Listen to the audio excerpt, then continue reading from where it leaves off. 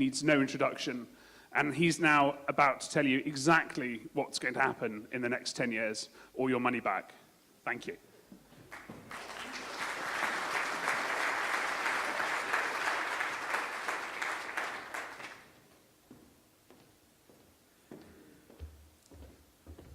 All right, everybody. Good morning. You have some coffee? We're back in action. Welcome to London. To quote my former boss, Michael Amalfitano, "Hello, friends," is a nice way to open the meeting. And he's taught me a lot of things in the business, and a lot of things is there's a lot of people in this room who can influence a lot of change, and we're in a very good position to be able to do so now. The next 10 years, I'm going to share some thoughts with you about the trends toward larger aircraft, which OEMs are going to be the winners, and will our buyers' confidence last?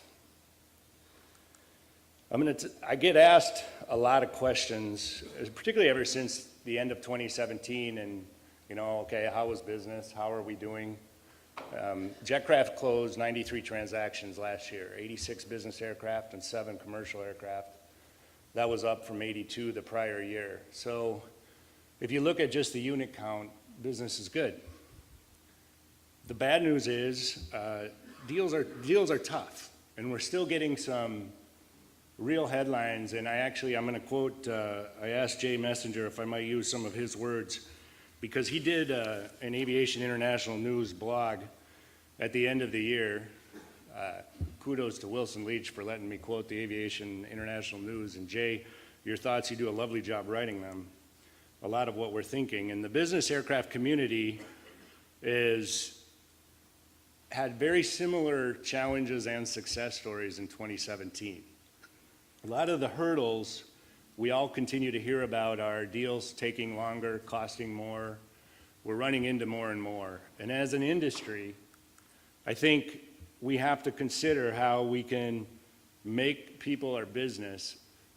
That's the reason aircraft exists, so people can go from point A to point B, to be at home, to be in front of their customers, and let's not forget the premise.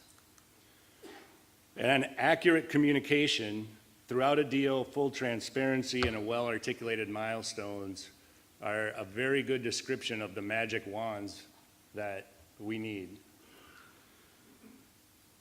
The one confusion we've had for some time is we've had a deluge of data that was conflicting. No more. The data is now consistent. Pre-owned aircraft values decline at a far less rapid pace. Transaction volume has increased. Inventory lows as low as they've been since 2007. And quality late model aircraft are now the first to go. Let's talk a little bit more about Europe specifically.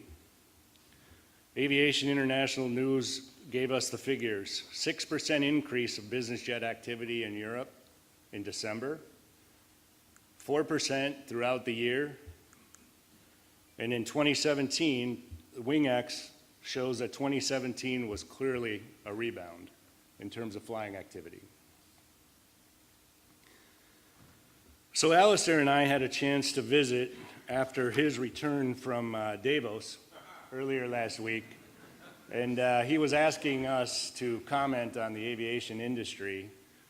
And this is a commercial break in tension. We gathered in the new Jetcraft office here in London, and we shared our thoughts. Here it goes. Very scientifically, the glass is half full. I am now predicting we are confidently post-recession, undergoing a new, rational, and exciting time for our business, and the growth will occur in a big aircraft kind of way. I'll give you some facts. Every year now, the last 3 years, I should say, we've been producing our 10-year market forecast, and we released our last one in Q4, and I'll give you some of the highlights and how I see the next 10 years. First and foremost, we've all learned a whole lot from a really screwed up market. And I think we all know what not to do. And I think the biggest thing that the OEMs did to help us all is to right-size production. And I think that cure has finally been implemented, and our market is now in a good place to grow. Here's what I see from, if you sit back and take a look at the trends, there are four business cycles that you see. You see the dot-com era, which blossomed into the emerging markets, which blossomed into the end of the post-2008 recession era, and now you see the new business cycle and what we're projecting over the next 10 years. In order for us to know if our forecasts are any good, we have to take a look back and see how good our numbers are. We took a look at 2017, and specifically, we projected there would be 660 aircraft delivered. To date, the market has beat us by 2 units. That's great news. It's great news we're not off our rockers, but it's even better news that the market's doing a little bit. Those are numbers based on Dassault, Embraer, and Gulfstream announcements so far. We have yet to hear numbers from Bombardier, Cessna, Honda, Airbus, and Boeing. But I still predict we're going to be pretty close. An important takeaway from this slide, if you go to 2008 and you look at that 21.8 billion, that was the billings of new aircraft delivered in 2008, 21.8 billion. In 2014, our industry still delivered $23.1 billion. There was 6% growth in 38% less units. That tells you this market is bound to foster big aircraft continuously. This is what we're predicting.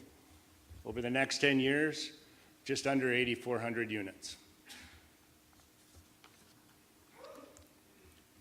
Here we are today. We have a fleet of about 21,000 business aircraft, and we're suggesting that by 2026, that fleet will grow by 33%, yielding 28,000 net of retirements. We'll revisit all the retirements every year. That's a hard number to predict, but either way, 33% we actually think is a relatively conservative number. So who are going to be the winners? No big surprises here. The big three are going to stay in place. We see Gulfstream currently having the market share, although over the next 10-year period, we see Bombardier overtaking the market share, delivering at about 29% in revenues. Gulfstream being second over the 10-year period, and then Dassault, it's consistent third place. In terms of units delivered, the new news here, Cessna is a commanding lead, Bombardier in second place, and Embraer now entering third place in terms of units delivered. So where are the airplanes going to go? Here's a map. It's kind of a busy map. I'm going to help summarize it for you. There are 4 areas of the world where we reduce numbers, and they're the former BRIC countries. Remember that term? So Brazil, Russia, India, not China, but Africa. Those four areas, those 4 sectors in the middle, we'll see reduction in terms of deliveries from our previous forecast. But if you take a look at the top 3, North America will lead with 62% of the units, almost 5,200 aircraft. Europe with 17%, and Asia with 12% of the deliveries. Interesting to note, those 3 continents will be 91% of our market. So throughout the decade, we are projecting, as I mentioned, the big aircraft preference, and I'm going to show you some details as to why. Take a look at the last 10 years. So those gray bars are going to show you the number of aircraft that have delivered year over year. And the blue line shows you the average value of aircraft delivered. A dramatic reduction in units and a rather remarkable increase in value.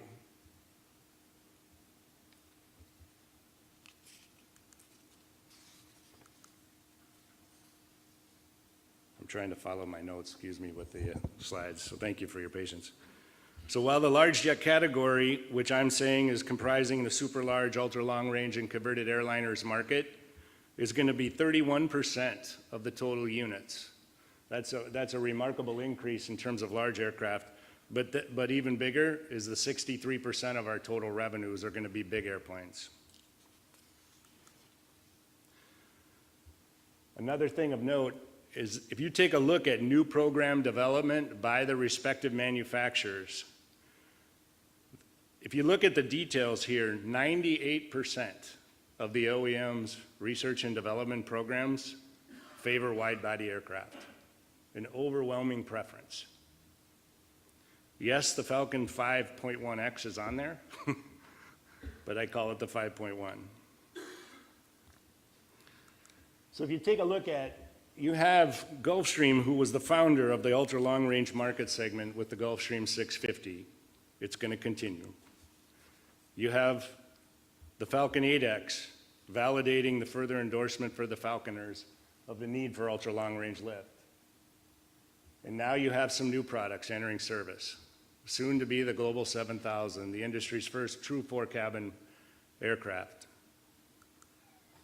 You have the huge success story of the Gulfstream 450 and 550, and now their successors, the G500 and the G600.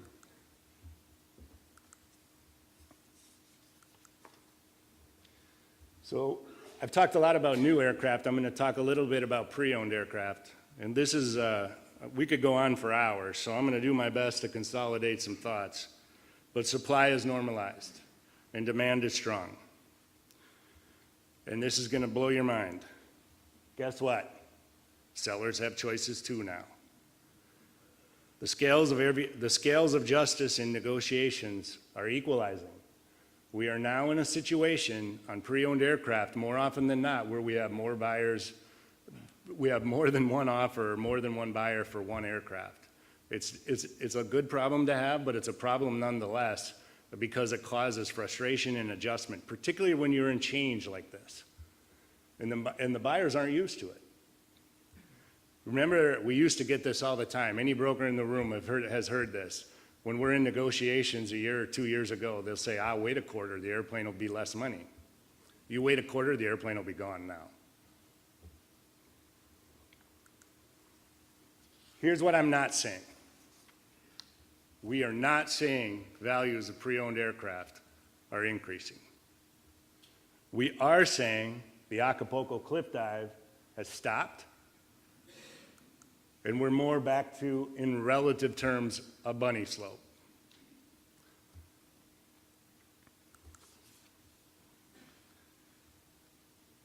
I call this slide the new appreciation for depreciation. Depreciation is hard to stomach, but guess what? It's not wrong. It's perfectly normal. If you look at any other asset class, whether you're trains, computers, trucks, they all depreciate. So do airplanes. That's not new. What happened in 2007 in the ramp up where residual values were 89 to 91% on average, that's unsustainable. So now our market's back to a normal depreciation curve. Young aircraft are always going to be the better airplanes, and this is a value slide that we use with our clients.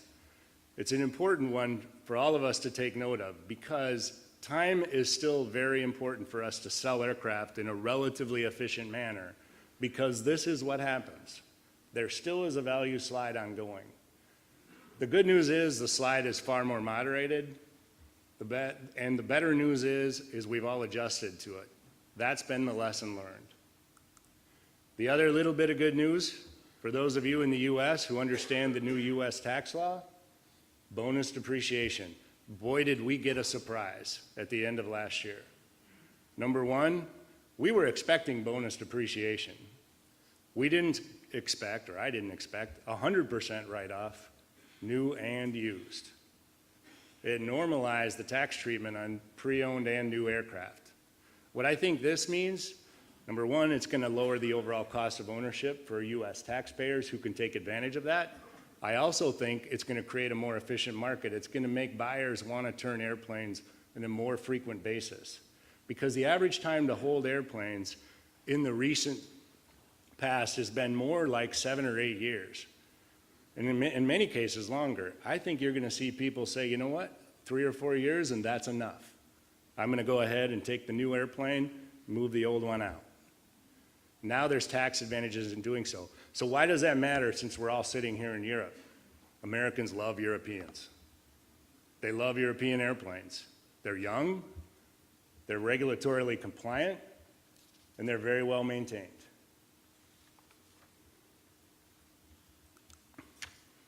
So I'm going to give you a summary here. Couple words.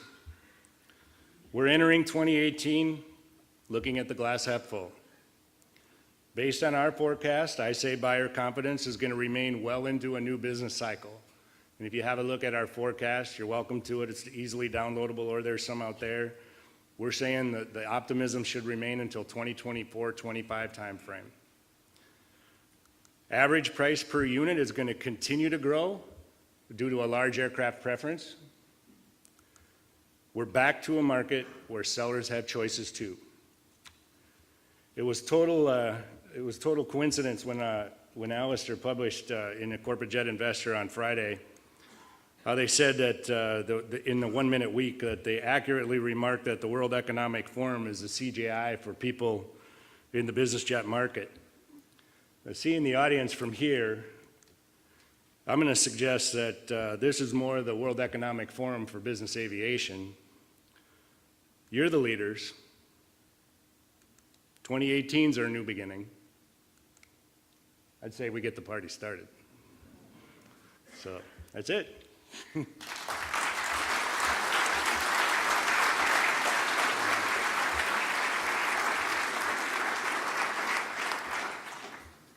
Okay, thank you very much. It's the first time I've ever been at a conference where the phrase Acapulco cliff dive came up.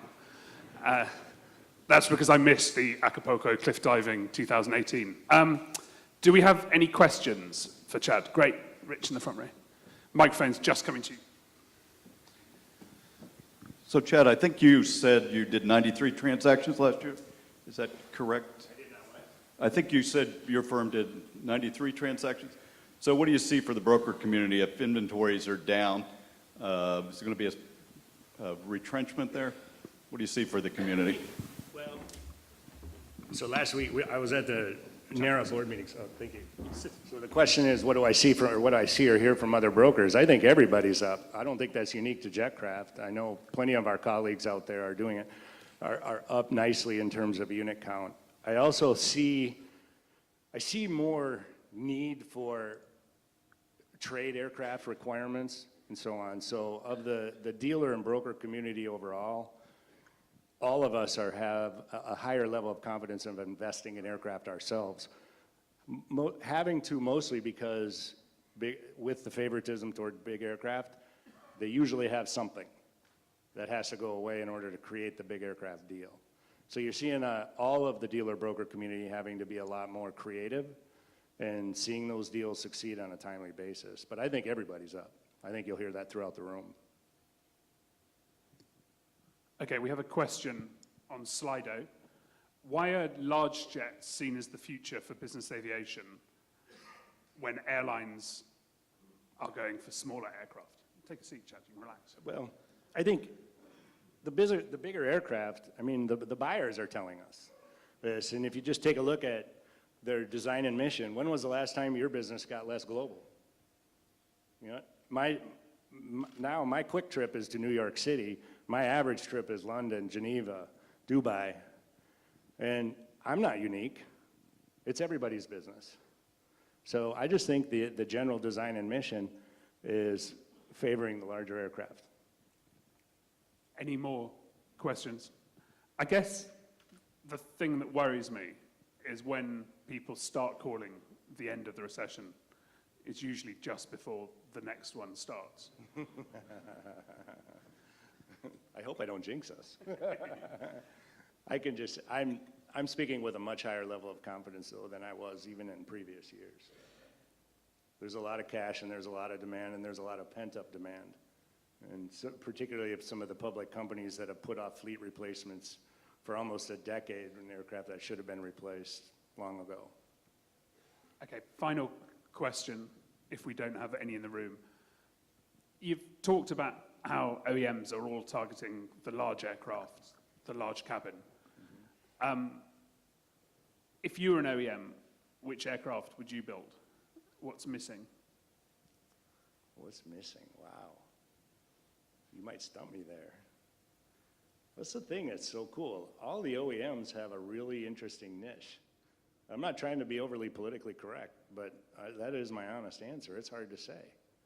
That's why I don't think the Falcon 5X is done. That's why I call it the 5.1X, because there's a home for it. You know, everybody will have product refreshments over time. That's natural. I don't see there's a big hole. Okay, having said last question, we've got 4 very quick questions. 5 very quick questions. Yes, no answers. Are there too many OEMs? Yes, no. No. Okay, that's me being nice as well. I didn't ask you to name which one should go. Here's a nice one. By the way, if you put your name on the question, you automatically get highlighted. So Per Martinson from Avanode. Yeah. Is there any change in how buyers are viewing having their aircraft available for charter? I think I don't see that being a remarkable change. I do see a nice level of growth in aircraft management companies overall, and I'd say Europe was the leader in having good, high-quality professional aircraft management companies, and I've seen that trend convert a lot even into the American markets. Whether or not they're 135 or out commercially operating the airplane, that's still a pretty personal decision. Okay, really quickly, in your forecast, why do you have a 2026 drop? Because the market will come down at some point. We had to pick a point in time. It's that scientific. What goes up will come down. Very scientific. Yes, no answer. Wasn't aircraft depreciation always 100%? Yes, it was, but it was spread out over a period of 5 to 7 years, depending on your operations. So now the 100% depreciation is, you can lump it all into year 1. It's a remarkable change. And I think it's a huge change. It's for a US corporate who's been waiting, it's a massive. It is. Here's a question from one of the connectivity suppliers in the room. How does the demand for connectivity change the buying decision? There is no decision. You either have it or it sits. You got to have it. Okay, so we've got happy connectivity suppliers. And finally, are there any concerns with the stock bubble in the... God, this is a depressing question. For, let's just be happy. Don't ever take stock tips from an aircraft salesman, man. And a former banker. Yeah. Are there any concerns with the stock bubble in the US bursting and affecting US buyers? There's always the concern. Of course there is. But I can say the optimism is pretty pervasive. And all of us, Don, your company, we deal with the industry best and brightest. And if any of the sentiments of any of the chairmen or the ultra high net worth individuals we deal with, it's tremendous right now. Nobody's sitting there waiting for the ball to drop. Okay, final question. You said the glass is half full. What is in the glass? Beer from the pub. Or champagne, if you like. And I'm going to save you from answering the first Brexit question. It's taken 20 minutes to come up today. That's a record. We'll come back to that one in a future panel. Thank you very much, Chad. Thank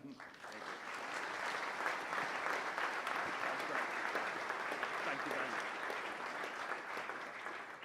So.